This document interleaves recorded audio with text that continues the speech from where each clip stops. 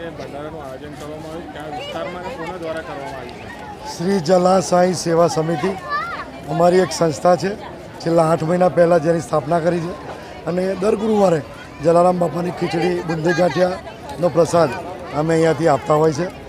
આજના દિવસે રામનવમીનો ગત રોજનો પ્રસંગ ખૂબ જ વિશાળ રૂપમાં લોકો જોડાયા અને એક શોભાયાત્રા તેમજ રાતના ડાયરામાં ખૂબ જ મોટી સંખ્યામાં વિસ્તારના લોકો જોડાયા.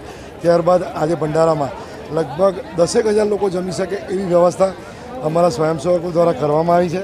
જય ભવાની ગ્રુપ નામે અમારી સંસ્થા છે જે વર્ષોથી આ બધા કાર્યોમાં સેવારત છે અને સાથે જલારામ બાપુનું મંદિર છે ત્યાં પણ અમે નવી સેવા ચાલુ કરી છે, જેમાં વિસ્તારના લોકો ખૂબ જ જોડાઈ રહ્યા છે અને આજની યુવા પેઢી આપણા જે સંસ્કૃતિ સાથે સનાતન ધર્મ સાથે જે વિમુખ થઈ રહી છે એને જોડવાનો એક નાનકડો પ્રયાસ છે.